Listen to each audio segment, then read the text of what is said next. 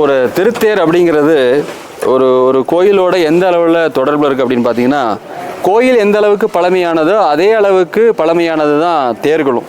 கோயில் தோன்றுவதற்கு முன்னாடியே தேர்கள் தோன்றியதாகவும் ஒரு கருத்து இருக்குது.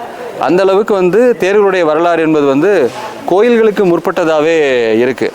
அப்படி இருக்கிறதால தான் எவ்வளவோ ஆண்டுகளுக்கு முன்னாடி உருவாக்கப்பட்ட நகர நிர்மாண விதிகள் இருக்குது.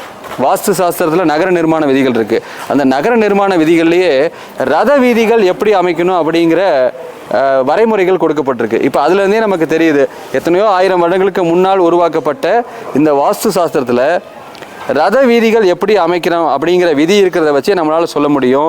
ரத வீதிகள் இருக்கும் பொழுதே அங்கே ரத ஓட்டம் எந்த அளவுக்கு, தேர் ஓட்டம் எந்த அளவுக்கு நடந்திருக்கு அப்படிங்கிறத நம்மளால் தெரிஞ்சுக்க முடியுது.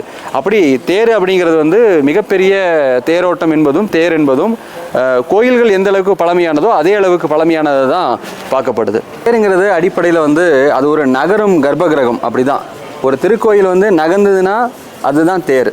அப்போ தேரினுடைய அமைப்பு முறைகள் பார்த்திங்கன்னா, ஒரு கர்ப்பகிரகம் சுவாமி இருக்கக்கூடிய ஒரு கர்ப்பகிரகம் என்ன அமைப்பு முறையில் இருக்குமோ அதே அமைப்பு முறைகளில் தான் இந்த தேர் நிர்மாணிக்கப்படுது. ஒரு கர்ப்பகிரகத்தில் எப்படி உபவீடம், அதிஷ்டானம், பாதவர்க்கம், பிரஸ்தாரம், சிகரம், கலசம் எப்படி இருக்குமோ அதே மாதிரியான உறுப்புகள் தான் இந்த தேர்கள்லேயும் நாம் கொண்டு வரோம். என்ன இது நகர தேர் அப்படிங்கிறதால இந்த தேருக்கு தகுந்தாற் போல் அந்த வடிவங்களில் சில மாற்றங்கள் இருக்குமே தவிர, அடிப்படையில் ஒரு கோயிலினுடைய கர்ப்பகிரகத்தினுடைய அங்க உறுப்புகள் என்னெல்லாம் இருக்குமோ அது எல்லாமே இந்த திருத்தேர்கள்லேயும் இருக்கும். அதை பூரா நம்ம இப்போ விரிவாக பார்க்கலாம்.